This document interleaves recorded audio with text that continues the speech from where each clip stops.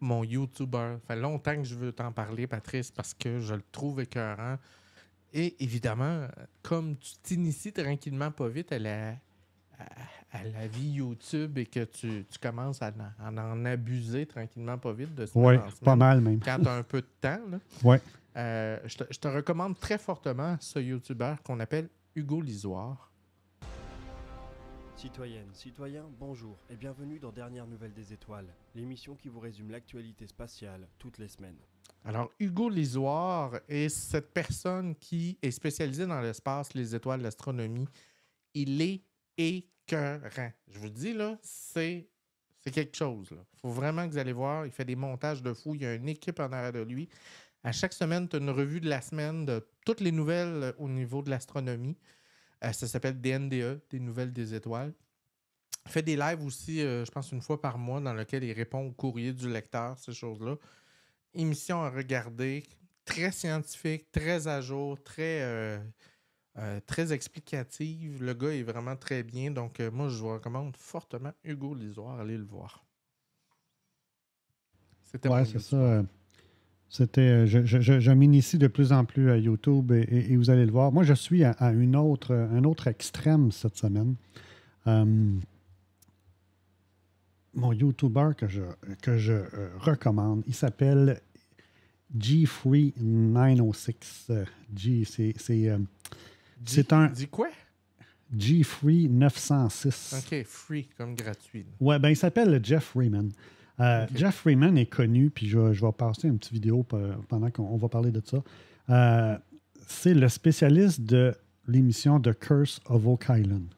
Donc, depuis des années, à tous les mercredis, c'est les jeudis, je pense, quand la saison démarre. Et en passant, la saison 12 démarre mardi prochain, le 12, c'est officiel, sur History Channel.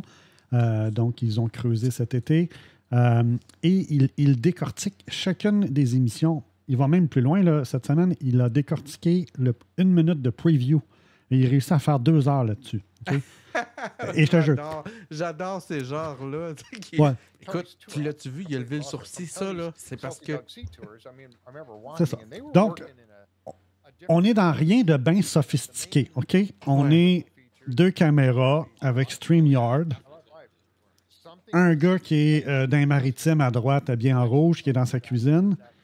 Et Jeff qui est dans son bureau, dans son petit studio. Et il décortique tout. Vous allez voir.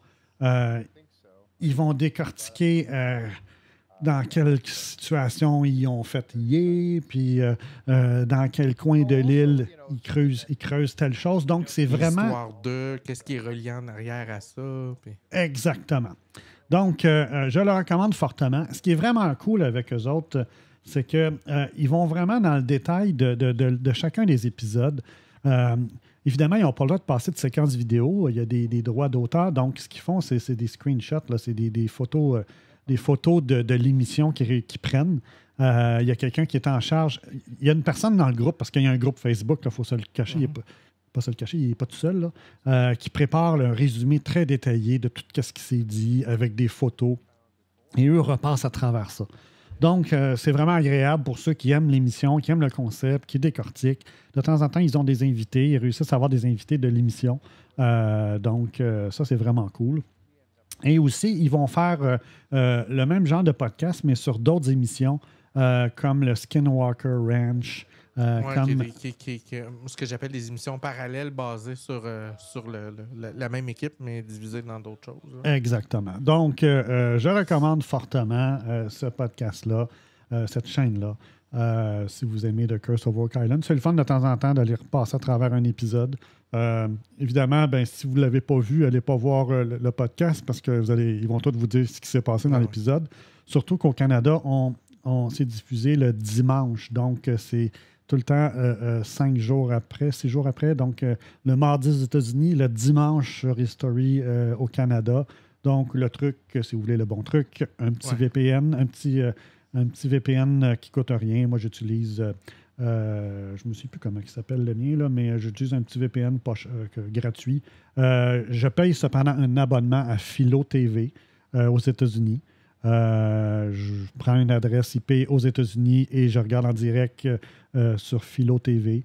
L'abonnement ne me coûte pas très cher, mais ça me permet de voir les émissions en direct puis pas être pris à dire je peux rien lire avant dimanche parce que sinon je vais savoir ce qui s'est passé. Non, mais c'est ça. Faut que tu te retiennes. T'écoutes-tu les émissions, les itérations de l'équipe, là, Marty qui part à la chasse de bateaux pirates et ces autres affaires-là? Non. Ben, j'en ai écouté quelques-uns, mais je ne suis pas groupie à ce point-là. Je suis plus groupie sur l'émission formelle et non pas tout le flafla alentour.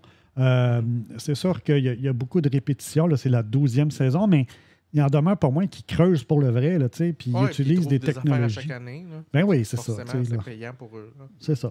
Puis, je pense pas qu'ils font exprès pour dire il faut étirer ça pendant 25 saisons. Là. Ça dépend des investissements qu'ils font et de ce qu'ils trouvent. Il faut calculer rapidement. Là. Tu calcules vite, là.